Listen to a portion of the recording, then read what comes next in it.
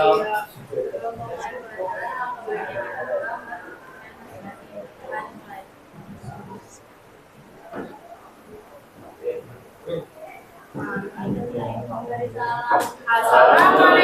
warahmatullahi wabarakatuh. Waalaikumsalam warahmatullahi wabarakatuh. Selamat siang semuanya. Siang.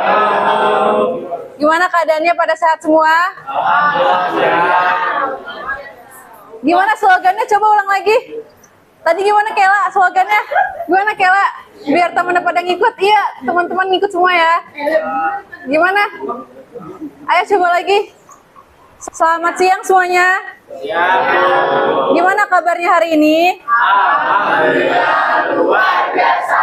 Allahu Akbar. Alhamdulillah. Jadi hari ini kita akan melanjutkan materi yang kemarin ya, tentang penelitian. Kemarin kita kan sudah belajar sampai manfaat teoritis sama praktis ya. Sebelum Ibu lanjut ke bab 2 nih tentang tinjauan pustaka, mau tanya dulu nih, apa sih yang kalian pahamin tentang penelitian sosial? Ada yang mau jawab? Penelitian sosial aja. Apa yang kalian pahamin? Ayo, siapa? Nggak usah malu-malu. Ayo, siapa? Aska, boleh Aska. Gimana Aska kalau penelitian sosial?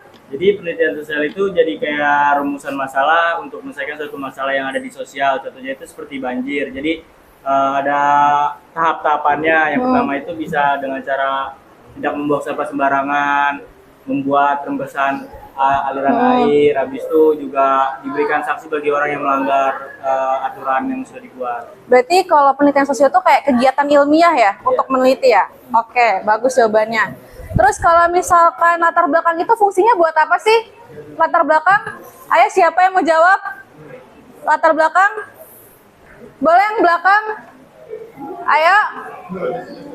Jangan malu-malu. Raka, latar belakang gimana fungsinya Raka? Paham saya, latar belakang itu buat gambaran gimana nanti penelitian gimana, terus definisi umum dari sebuah peristiwa nanti gimana, sama nanti fokus sama apa yang kita teliti.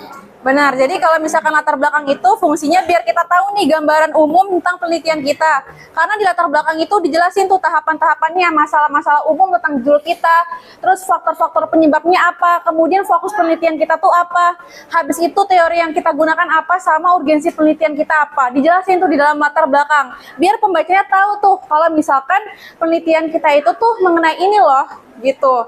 Nah, selanjutnya saya mau tanya dulu, kalau misalkan rumusan masalah itu fungsinya buat apa? Rumusan masalah? Apa? Satu orang? Kela, boleh Kela. Rumusan masalah Kela, ya tepuk tangan dulu Kela. Gimana Kela? Rumusan masalah buat apa Kela? Iya benar, untuk mengetahui masalahnya. Fokus tujuan kita tuh mau kemana tuh taunya dari rumusan masalah, dari pertanyaan-pertanyaan yang dibuat. Pertanyaannya itu apa aja sih biasanya? Diawali dengan kata apa? Apa? Terus bagaimana sama kenapa? Oke, berarti udah pada paham ya. Sekarang Ibu lanjut ke tinjauan pustaka. Tujuan pembelajaran kita tuh masih sama kayak kemarin, yaitu mempelajari sistematika penulisan laporan penelitian sosial secara jelas dan terstruktur, di mana kita akan mempelajari tentang tinjauan pustaka dan metode penelitian.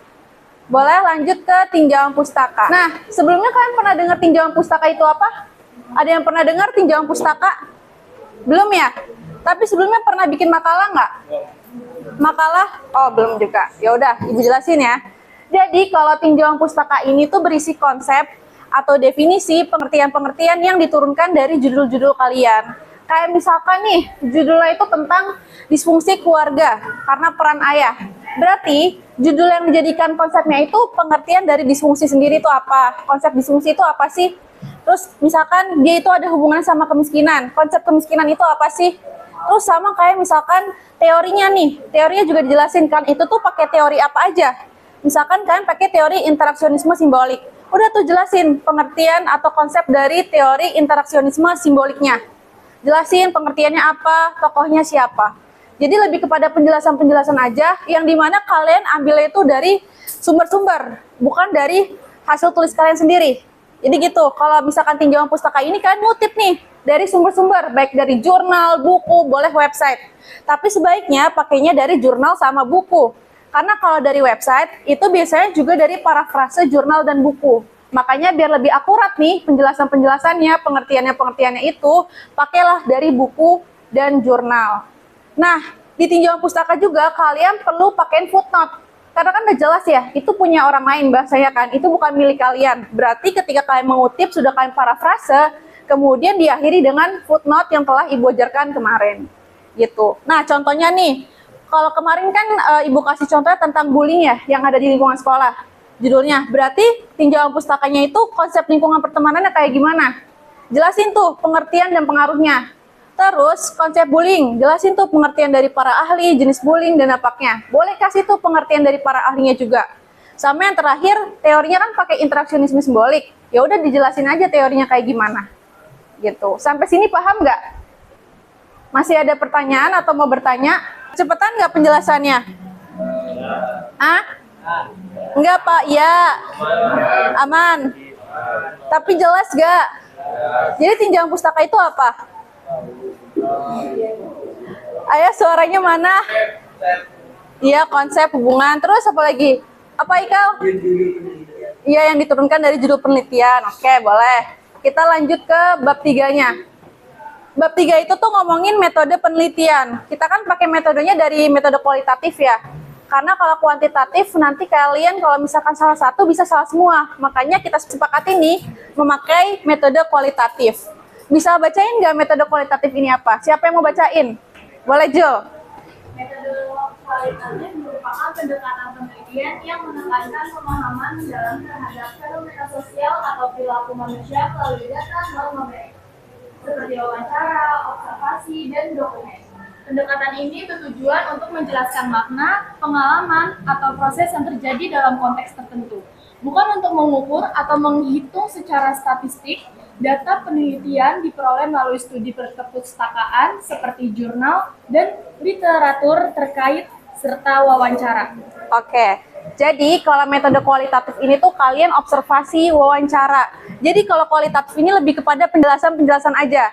Agak beda sama kuantitatif. Kalau kuantitatif itu lebih kepada perhitungan, angka-angka gitu. Nah, biasanya juga kalau metode kuantitatif ini biasanya akan menggunakan aplikasi yang namanya SPSS. Nah, ntar coba kalian cari tuh aplikasi SPSS itu. Nah, di aplikasi itu tuh nanti dikasih tahu cara-cara buatnya, gimana buatnya metode kuantitatif itu sendiri. Boleh dilanjut? Nah, ini ada perbedaan dari metode kualitatif sama kuantitatif. Jadi, kalau kualitatif itu pertama dia deskriptif, di mana dia berisi penjelasan-penjelasan atau makna-makna. Di mana pertanyaannya itu tuh lebih kepada menjawab kayak bagaimana dan mengapa. Contohnya nih, kita mau lihat masalah bullying.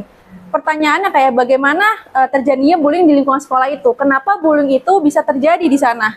Nah, kalau kuantitatif itu, dia itu bisa dihitung atau diukur. Dia itu berupa angka. Makanya pertanyaannya itu berapa? Misalkan kalau ngomongin bullying nih, berapa banyak orang yang menjadi korban bullying? Atau berapa banyak pelaku bullying di sana? Itu lebih pada angka. Nah, kalau kualitatif, dia lebih pada mendeskripsikan. Gitu. Terus kalau misalkan kualitatif ini lebih dinamis, subjektif, dan bisa diinterpretasikan karena dijelaskan.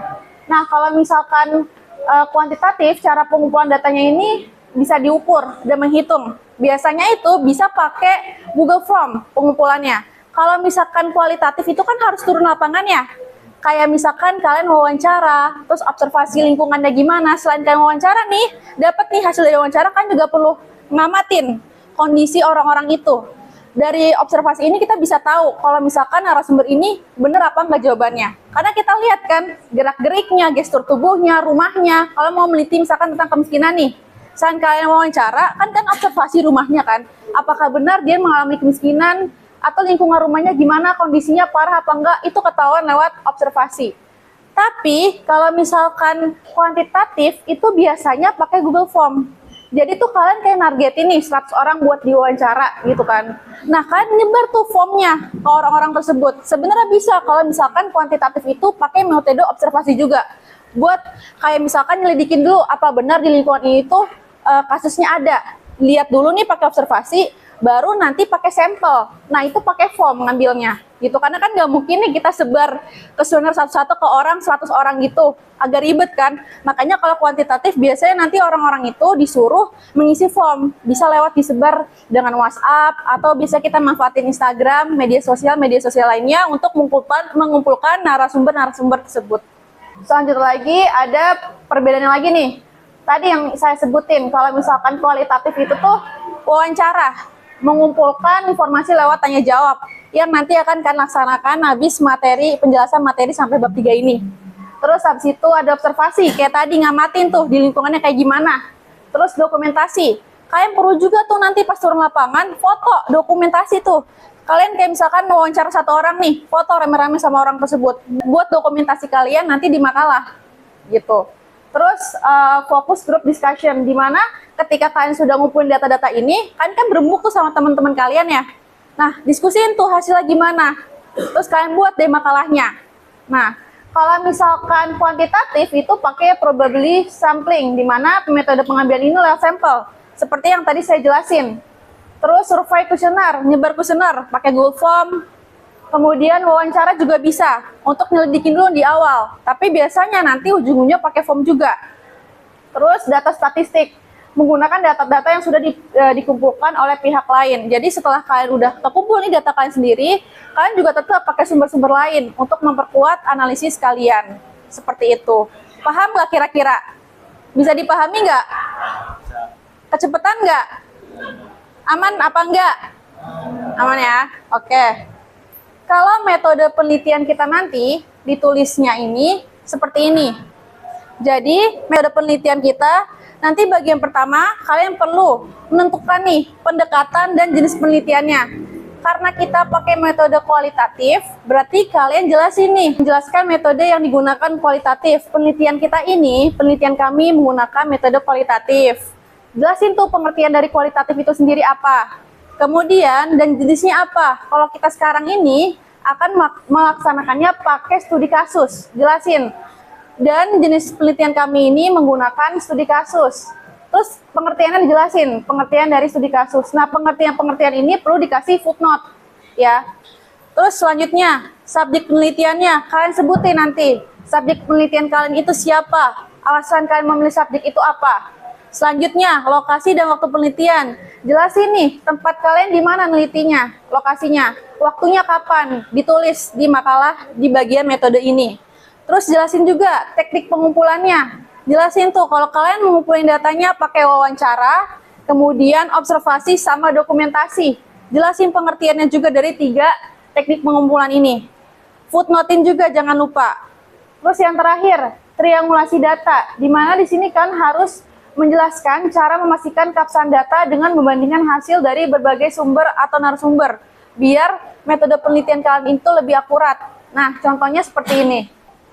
Pertama, kalian jelasin dulu nih secara umum pengertian triangulasi datanya apa.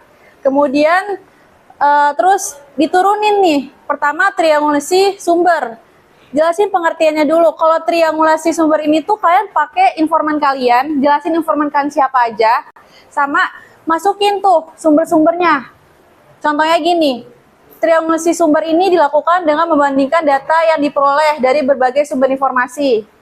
Kemudian dalam penelitian ini, peneliti membandingkan hasil wawancara antara ibu dan anak dalam keluarga yang menjadi subjek penelitian untuk melihat konsistensi pandangan mengenai peran ekonomi ayah.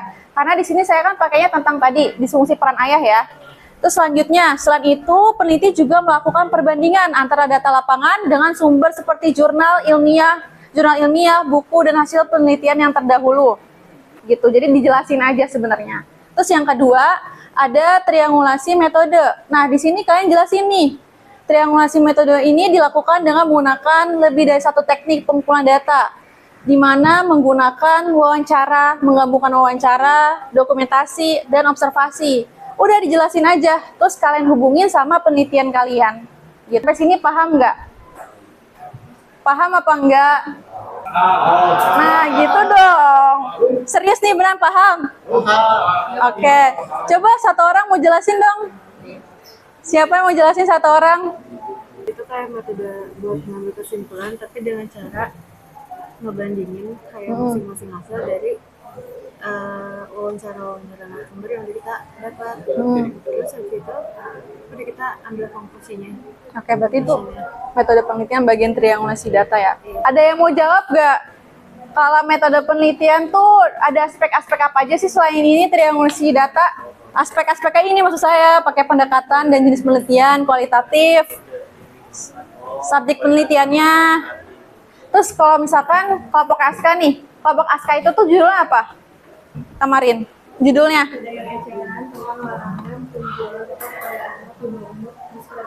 Oke, berarti subjek penelitiannya siapa? Yang target informan kalian? Apa? Pedagang sama anak-anak di bawah umur. Oke, pedagang sama anak-anak di bawah umur. Terus kalau misalkan ahlinya siapa? Ini paling guru. Oke, guru siapa? Yang targetinnya guru siapa? Sama biologi. Guru biologi. Oke, bisa. Siapa lagi nih? Kelompoknya Jul deh. Kelompok Jul judulnya apa? Fenomena parkir liar.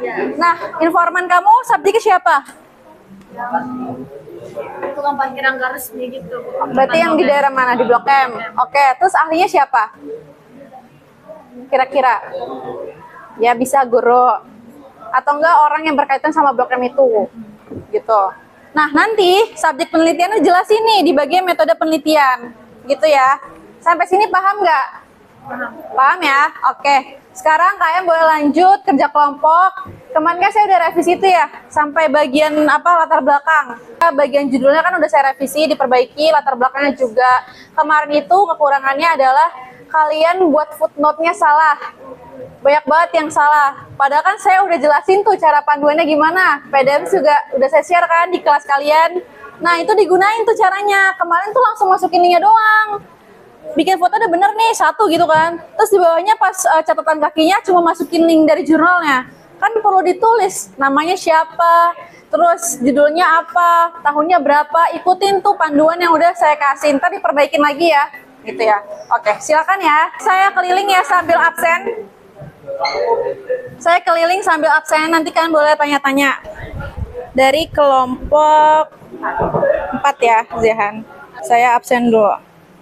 Kemarin yang bantuin kamu diskusi siapa aja? Iwan, Nggak ada. Iwan. Siapa ya, Zehan? Nggak ada sama sekali. Ibu lihat grupnya Coba aja sini. deh, Bu. Bu, lihat Bu saya aktif Bu. Dewi, Bu lihat dari ini aja deh, Bu. Ini juga salah semua, Bu. Searching, Bu. Gak jelas, Bu. Saya minta tolong banget nih ke kelompok ya. Tolong bantuin Zehan. Karena kan ini penelitian bukan penelitian Zehan ya. Penelitian Nilainya buat saya rame-rame. semua aja. Iya, kecuali kamu mau nilainya dikasih Zehan semua, emang mau gitu? Enggak kan? Berarti kan harus kasih satu poin dah. kontribusi. Terus kerjaan yang benar. Tanya dulu, ini udah benar belum? Kalian tahu kan? Udah tahu kan cara parafrase gimana? Udah kan? Gitu. Judulnya kan revisi kan. Judulnya tuh daerah mana, tapi saya nggak tahu nama daerahnya gitu. Makanya kamu cari tahu dulu sebenarnya sosial, ekonomi, masyarakat. Nah, sebenarnya judul kamu itu udah bagus ya. Cuma memang harus jelasin nih terpencilnya di mana gitu. di kolong jembatan. Nah, bisa sebut sebenarnya RT-RW-nya. gitu. Enggak, lebih kepada lokasinya Itu aja, yang- daerah mana sih? Kalau Kebayoran Lama kan luas ya. Spesifiknya di mana? Oh iya iya. Nah, itu jelasin wilayah terpencil di daerah mana, jelasin daerahnya Kebayoran Lama gitu. 67. Oh ya, bertujuh ya? Oke, masuk semua ya. Udah sampai mana? Hah? Sampai sama interaksi. Oh, enggak, itu kamu pilih. Iya, di antara ketiga itu kan, Iya. mulai dari teori dari mana pun. Iya, betul. Aku pedagang eceran tentang larangan jual rokok pada anak di bawah umur. Oke. Jadi kamu ini mau sebenarnya lebih cocoknya interaksionisme simbolik sih. Kalau mau pakai itu, pelebelan. Boleh pokoknya yang berhubungan sama interaksionisme simbolik. Nggak benar bisa, Bu. Bisa dua-duanya, makanya saya kasih saran antara dua itu. Kalau konflik nggak masuk, karena kan nggak ngomongin kekuasaan kan. Kan ibu di sini ngasih komentar itu kamu menyebutkan peraturan melarang merokok, tapi kamu belum memberitahu. Nah, ini kamu kan jelasin peraturan ya, tapi kamu nggak kasih tahu isi peraturannya apa. Jadi Iya, kamu cari dulu peraturan tentang rokok apa. Kamu masukin deh ke tulisan kamu di bagian awal. Ntar disusun lagi, baru ke bagian ini gitu. Nah, ini belum tuh, makanya agak berantakan tuh belum susun. Rapi ya. Ya kan? Nah, kalau di awal kalimat di awal paragraf ini tuh spasinya tapi pakai laptop yang langsung tap gitu, terus semua paragraf gituin biar rapi. Hapus di bagian latar belakang yang penutupnya. Kan ibu nyuruh tuh hapus kayak ngasih Urgensi penelitian. Iya, nah ini kayak gini bukan Bu yang dimaksudkan. Oleh karena itu Maksud tuh segala sesuatu yang berhubungan sama siswa kalian masukin aja, tapi lebih kepada pengertian definisinya.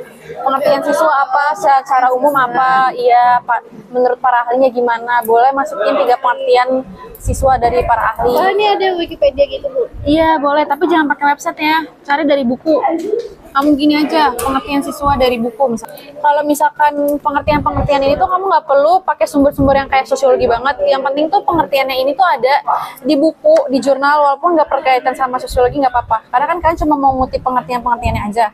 Misalkan dari sini nih, kalian lihat pengertiannya, kalian pakai, tapi diparafrase dulu, jangan lupa. Nggak bisa langsung dimasukin ke di makalah kalian. Teorinya juga sama, kayak misalkan kamu pakai teori apa sih saraninnya? Fungsionalisme. Kamu mau pakai yang mana?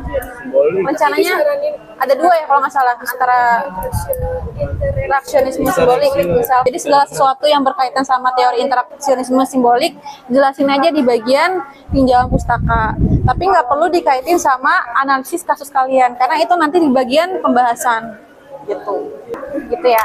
Nanti saya periksa lagi kok. Kalau yang ini pengertiannya berarti Footnote-nya kamu berarti tadi kamu ngutip dari mana? Ya, jangan, mesti kamu cari dari jurnal gitu. Kan kalau PPT saya buat bahan ajar kalian. Iya, ntar kamu tidak bisa. dari mana Bu? Kalau nggak dari jurnal, dari buku. Maka tinggal masukin pengertian aja, terus kamu parafrase sebenarnya gitu. Cuma kan kalau di latar belakang nih, latar belakangnya paling ngutip dikit doang kan, tetap pasti footnote aja gitu. Ya, akan saya cari. ya, oke. Aman sejauh ini?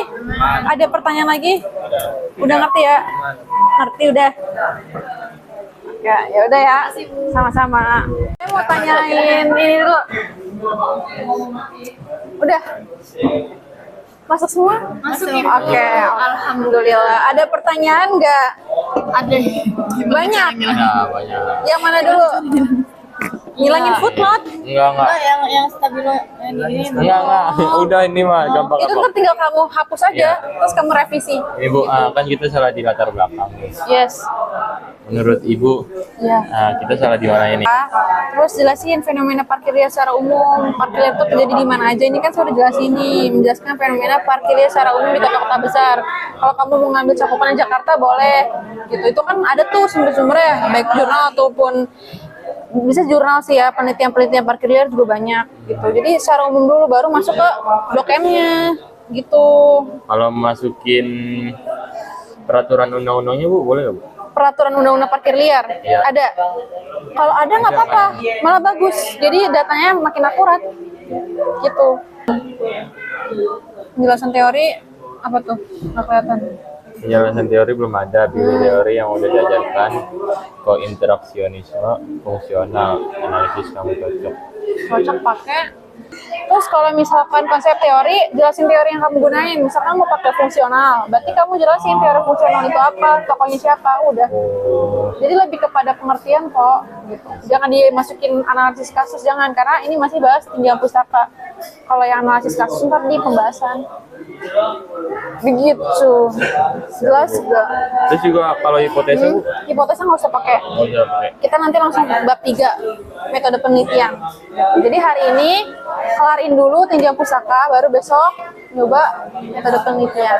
Buat terrevisi sebenarnya belakangan aja, karena nanti disediain waktu lagi buat terrevisian. Jadi ntar kamu harus selesaiin semuanya nih sampai bab 3, itu ntar dikasih deadline kira-kira di hari Senin. Gitu ya. Dibuatnya minggu depan ya wawancaranya ya. Iya, betul. Aman? Oke, semangat ya. Makasih Bu. Iya kayak gini benar, cuman ntar dilengkapin lagi ya. Konsep hubungan sosial ini menurunnya kualitas proses lebih kepada pengertian aja ya.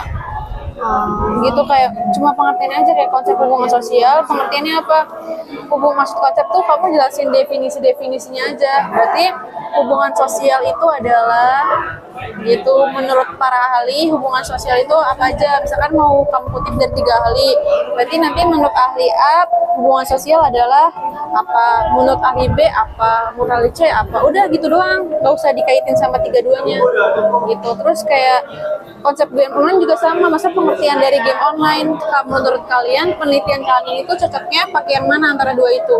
Kalau konflik nggak bisa, soalnya itu kekuasaan, ngomongin kekuasaan, jadi nggak masuk ke penelitian kalian. Nah, itu teorinya, cuma jelasin aja definisi teorinya apa, teori ini dari siapa, definisinya apa, yang termasuk sama teorinya aja gitu loh, yang berhubungan. Meski ke latar belakangnya. Apa? Teorinya. Iya, latar belakang, cuma itu bukan kamu jelasin panjang lebar, enggak, cuma ngasih tahu doang. Penelitian ini menggunakan teori apa. Terus kaitannya sama analisis kamu apa, sedikit doang, tapi nggak usah banyak-banyak. Berarti boleh ditahan. Jauh ini aman nggak? Aman ya? Ini dikasih footnote juga, Mbak. Apa? Kan kita ngutip, dikasih footnote juga. Pasti kasih footnote, soalnya kan kamu ngambil dari sumber ya. Pakai tahap apa? Pakai yang bisa ajarin. Bersatu dong Bu, Ya Allah, makanya ini juga salah. Udah satu salah lagi.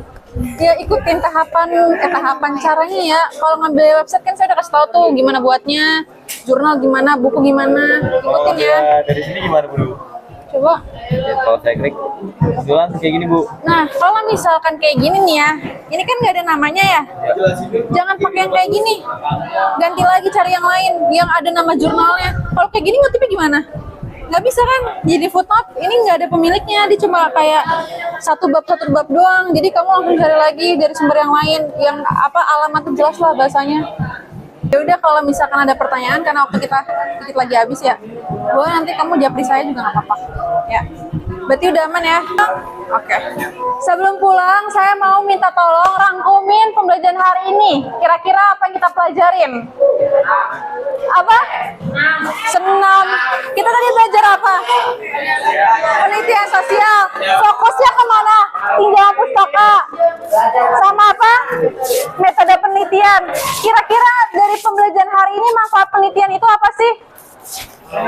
Manfaat penelitian ada yang bisa jelasin? Apa? Mengetahui masalah. Oke, apa lagi? Apa? Oke, boleh Jul. Kalau manfaat penelitian apa yang kamu pahamin dari pembelajaran hari ini? Apa? Penelitian kayak biar tahu pendapat orang lain. Oke, terus apa lagi? Oke, boleh. Jadi manfaat penelitian ini biar kita tahu nih secara sederhananya tentang lingkungan kita. Karena dengan penelitian kita bisa tahu ada masalah apa aja di lingkungan kita. Terus dengan menulis makalah juga kita bisa tahu nih sistem penulisan makalah kayak apa. Kira-kira kayak gitu ya. Oke, boleh pimpin doa.